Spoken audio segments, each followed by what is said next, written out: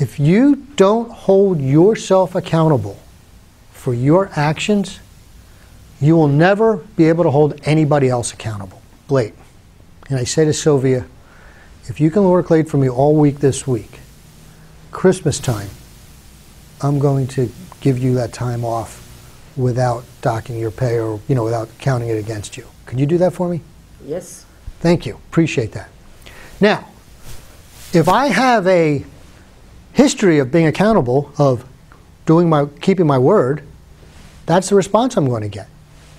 But if I've promised things in the past and then I always have an excuse, right? I mean, it's not my fault that, this happened or that happened or my what, right? There's always an excuse and I can't honor it. And I said that to Sylvia. What are you going to say? I can't. I have to get my hair done. I've got to babysit my kid. She's going to come up with excuses not to do that, right? So accountability starts with you. Do everything you say you're going to do. Now, having said that, there's still going to be times when, for whatever reason, you're not going to be able to do it. You better gosh darn apologize honestly, sincerely, and profusely. Direct reports, your other managers accountable. I'll never forget, I was in this big engineering company in Houston, Texas.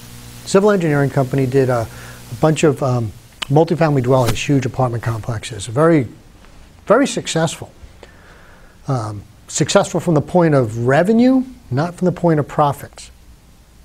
Okay, huge numbers coming in, bigger numbers going out, unfortunately.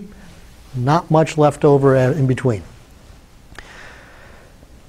So how do you bill out your job? Or not, how do you bid out your jobs? Oh, we think it's going to be so many hours. Well, how do the design team know how many hours? Oh, I don't know. We don't tell them. Well, what happens to your senior project managers when they go over? Well, nothing. So you don't hold your senior project managers. That was the second tier behind ownership, senior project managers. You don't hold them responsible and accountable. No, I'm too soft on them. Then how can you expect them to hold their design team accountable? What message are you sending is that we don't care. And we'll do the best we can, but you know what? It's okay. It's okay if we miss the deadline. It's okay if we go over hours, right? It just doesn't matter. Hold your direct reports accountable. It has to be a culture. So how do we do this? Well, first of all, you have to understand, your company is an ecosystem, right? What affects one affects everybody. In 2000, I took over as VP of Operations for a company here in town called Communications Plus. It was a small $2 million telecom business. We had 10 technicians in the field. When I took over, I started doing exactly the things I'm talking about. I started at my lowest performer. And at first, I got to be honest, I was going to rehabilitate this person. Didn't work out. Okay, gave him way too many chances. We'll talk about that in a minute. But after a period of time, I fired him. I'm a little jaded now at that point. I set my sights on the now lowest performing guy. He quit. Bottom line is, 6 months after I started, I went from 10 technicians to 6 technicians. How much business did we lose? Doug? Nothing. Not a thing. Exactly right. I think we might have actually grown in revenue. Okay. Now these are the producers. These are the guys, doesn't matter what salesmen sell, they have to sell it, but if these guys can't produce it, we don't get paid. Why did we not lose a penny and actually might have made some extra money? Well, the guys who got gone, right, my screw-ups, they were making mistakes, and I'd have to send them out a second time to fix the mistakes. And sometimes I have to send one of the good guys out a third time to get it done right the third time. Get it done right the third time. That should never be in our lexicon, right? So I had unhappy customers. I had unhappy technicians. My good technicians were all ticked off because they had to clean up the mess of the bad technicians. 6 months later, we went out, we did the job right the first time. My customers were happy. What do happy customers do? They tell other people. My technicians were happy. They weren't cleaning up somebody else's mess. Oh, my direct labor costs dropped about 35%, because these weren't my highest paid guys either, the 4 I got rid of, right? Dropped about 35%. Think the boss was happy? Yeah, right. Win, win, win. It's an ecosystem. When you hold people accountable, everybody wins. And it also sends that message, by the way. If I say I'm going to do something, I'm going to do it. How do we handle that? One, we counsel them right away, as soon as those numbers get below whatever is acceptable.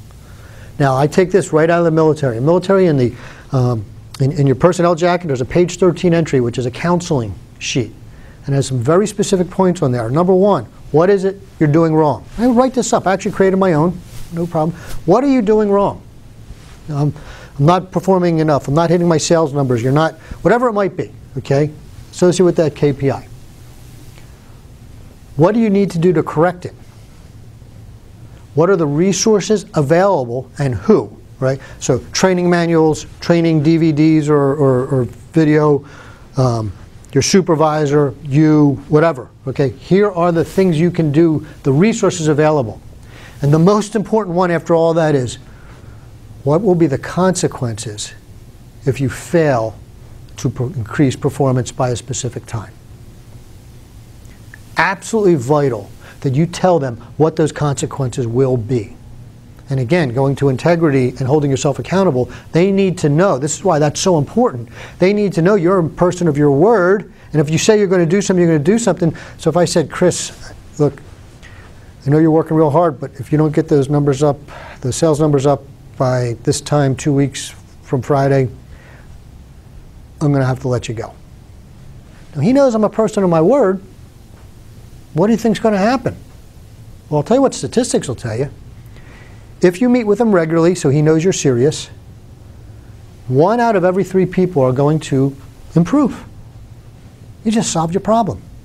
1/3 automatically became performers. They're happier, they feel good, you're happier, you've got 1 less headache, and you've got production, in whatever area that might be. 1/3 are going to become self-correcting in a different way. Right, they're going to quit. They're going to see that handwriting on the wall, and they're going to quit. That actually happened with one of my techs. He was playing a game where he wasn't putting times down. He'd go as fast as he can, go through his 4 or 5 jobs a day, and go to the beach and go to the movies. And then he'd come back and write the times in so it looked like he had a sufficient number of days. And I knew this because occasionally customers would actually look at their bills and go, he wasn't there for 2 hours, you know, and complain, and I'd make an adjustment. So literally, I had my customer service head rep call his customers and say, fax me over your copies, please. Because if there was no times in there, it says after I had a conversation, was everything has to have a time in it, right? And if there was no time in there, I was going to launch him. Well, that day he quit. It works. So that leaves you 1 out of 3, 1/3 that you actually are going to have to fire. Now I put it to you. Greg, if I said to you, if you don't do this, you know I'm a man of my word, if you don't do this by this time, you're going to be looking for a job elsewhere, you're going to be terminated, and you don't achieve that, am I really firing you when I let you go? Or did you just quit and don't have the guts to do it yourself, and I'm just the instrument of that quitting? Correct. Right. That's how I look at it. So I don't ever have an issue firing somebody for performance when I follow those steps, because it's not me, it's them.